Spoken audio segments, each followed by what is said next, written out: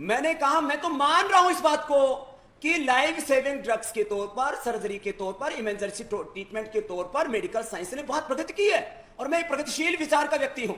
इसलिए मैं कहता हूं ये सब्जेक्ट इनके पास रहने दीजिए, नहीं, ये सारा काम मैंने ही कर लिया तो फिर ये क्या करेंगे। इसलिए emergency treatment, life saving drugs, जो बहुत सीरियस सर्जरी है वो इनके पास छोड़ दीजिए। बाकी सारा ट्रीटमेंट करने का मैं वैज्ञानिक तौर पर, तर्क तथ्य युक्ति प्रमाण के साथ, साइंटिफिक टेम्परामेंट के साथ, रिसर्च बेस्ड मेडिसिन के साथ मैं सारा सॉल्यूशन प्रोवाइड करने के लिए तैयार हूं। इनसे एक तो पूछ लो, इनके पास में सिर दर्द का परमानेंट सॉल्यूशन है, माइग्रेन पेन का सॉल्यूशन है, थायराइड का सॉल्यूशन है, आर फैक्टर का सॉल्यूशन है, हेपेटाइटिस का सॉल्यूशन है, फैटी लिवर का सॉल्यूशन है। इनके पास में गैस कब्ज की भी कोई परमानेंट दवाई है क्या कि जिससे कि एक बार खाने व्यक्ति को कब्ज ना हो, उनको एसिडिटी ना हो, उनको रेस्पिरेटरी कोलाइटिस ना हो? क्या उनके पास में पेनक्रियाटाइटिस की दवाई है? पूछ तो लो, आप इनसे तो पूछो। सारे प्रश्न मुझसे पूछने में लगे आप अंजना जी। थोड़ा अपनी मिसाइल का मुख उनकी ओर भी तो करो, कुछ पूछ तो लो। ये जो बोल रहे हैं, ये इनका वीडियो ऐसा है कि पहले 2 थप्पड़ मारने का, फिर कुछ भी। इनका दो बयान में देखो कितना फर्क है। आपने खाली एक ही बयान बताया, उसके पहले भी इन्होंने सैटरडे को जब भी नोटिस पहुंचा तभी एक बयान जारी किया था। अरे भाई अभी बात अब की करो ना। अब जो हम जिस काम के लिए बैठे हैं कि हम मिलकर के अच्छा क्या कर सकते हैं, मॉडर्न मेडिकल साइंस में क्या अच्छा है, आयुर्वेद में क्या अच्छा है, इसकी बात तो करो नहीं। कोरोनिल से आपको क्यों आपत्ति है? कोरोनिल से तो करोड़ों लोगों की जान बची है, वो भी तो बताइए आप। दोनों पैराग्राफ शांति से पढ़िए। नंबर 1, जब भी हमारा नोटिस पहुंचा और जगह जगह पे आज उनके ऊपर एफआईआर लॉन्च हो गया है, अभी देखना क्या होता है। और जब भी इन्होंने पहला बयान और दूसरा बयान में फर्क क्यों किया?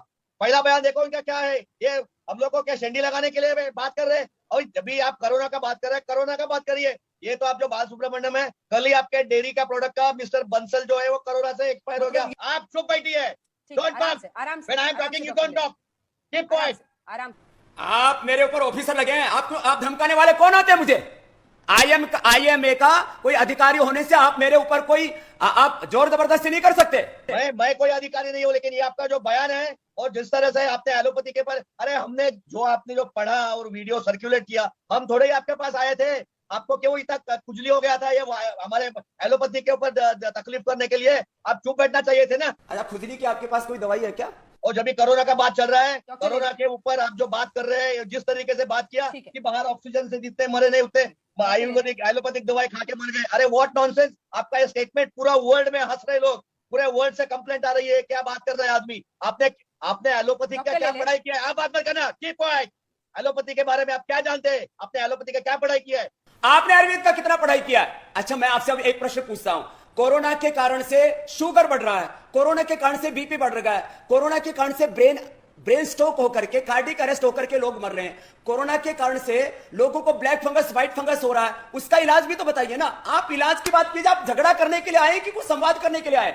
आज हम एक संवाद के लिए बैठे हुए हैं। आज हम एक डॉक्टर ले ले। संवाद के लिए सवाल बैठे है, हुए हैं। देखिए, अरे बयान तो वापस ले लिया, और क्या आप स्वामी रामदेव की जान?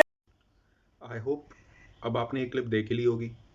अब प्रॉब्लम यहाँ पे ये नहीं है कि किसके पास किस चीज़ का इलाज है, किसके पास सर दर्द का इलाज है, किसके पास पेट दर्द का इलाज है या इलाज नहीं है।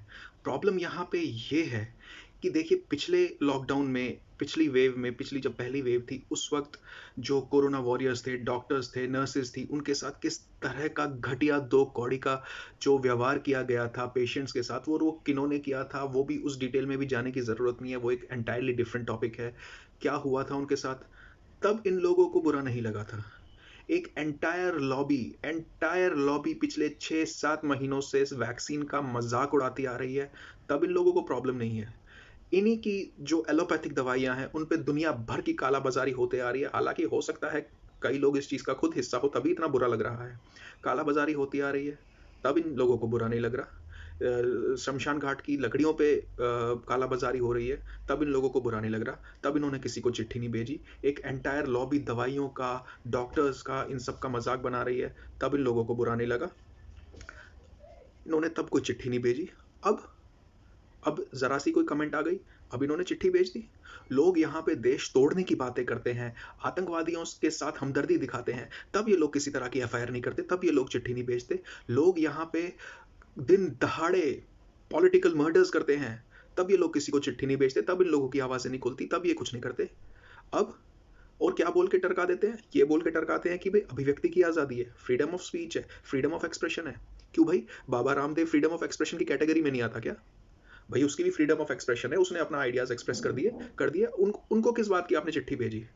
उनको किस बात के लिए आपने अपने बयान को वापस लेने को बोला? उनको आपने किस बात पे कहा कि आपको माफ़ी माँगनी चाहिए? उनके ऊपर किस बात की एफआईआर की है? भई उनकी भी फ्रीडम ऑफ एक्सप्रेशन है। दुन इन्होंने बाबा रामदेव ने बोला, "है तुम्हारे पास कोई परमानेंट इलाज तो बोलो।" भई माना कि ये बात की जो उनका बयान था गैर ज़िम्मेदाराना था और ख़ासकर आजकल के दिनों में गैर ज़िम्मेदाराना बिल्कुल था, तभी उन्होंने अपना बयान वापस भी ले लिया। लेकिन इससे बड़ी-बड़ी और बुरी-बुरी चीज़ें होती हैं और इन्हीं की मेडिकल फ़ील्ड में होती है, हॉस्पिटल्स में होती है, डॉक्टर्स के साथ होती है, पेशेंट्स के साथ होती है, दिन दहाड़े होती है, सुबह-शाम होती है, तब ये किसी को चिट्ठी नहीं भेजते, तब ये किसी से माफ़ीनामा नहीं माँगते, तब ये किसी से नहीं बोलते कि अपनी बातें वापस लो। एक एंटायर लॉबी पूरे के पूरे प्रोपेगेंडा में लगी हुई है, उनको नहीं बोलते हैं ये। सोचने की बात यह है कि आखिरकार प्रॉब्लम किस चीज़ से है? एलोपैथी से है, आयुर्वेद से है, किसी एलोपैथिक डॉक्टर से है, बाबा रामदेव से है, या जो बाबा रामदेव करना चाह रहा है, जिस मुहिम पे वो जुड़ा हुआ है, उस चीज़ से प्रॉब्लम है। आखिरकार क्यों ये आयुर्वेद को बढ़ावा नहीं दे रहे हैं? आखिरकार क्यों ये आयुर्वेद के साथ सांठ-गाँठ नहीं करते हैं? आखिर ये हमारे अपने भारत का हज़ारों-हज़ारों साल से भी पुराना साइंस है, क्यों इसको आगे बढ़ावा नहीं दे रहे? ऐसी किस बात का खतरा है जो इनको खाए जा रहा है? किस चीज़ से प्रॉब्लम है? किस चीज़ से प्रॉब्लम है? किस इंसान से प्रॉब्लम है? हर लोग धंधा करता है, सब लोग धंधा करते हैं, व्यवसाय करते हैं। एलोपैथी में धंधा नहीं होता है? खाली इन्हीं का धंधा है जो धंधा है? ये सारी बातें सोचने वाली है। आखिर प्रॉब्लम है तो क्यों है? ये आपको और हमको सोचना ही पड़ेगा। इसकी जड़ तक जाना ही पड़ेगा। ये आखिरकार कौन-सी लॉबी है जो इस तरह से पीछे पड़ी हुई है, जो इससे बुरी चीज़ें होती है तब कुछ नहीं बोलते और अब इन सबकी ज़बानें खुल गई? कौन है? क्यों है? ये सोचना ज़रूरी हो चुका है। धन्यवाद।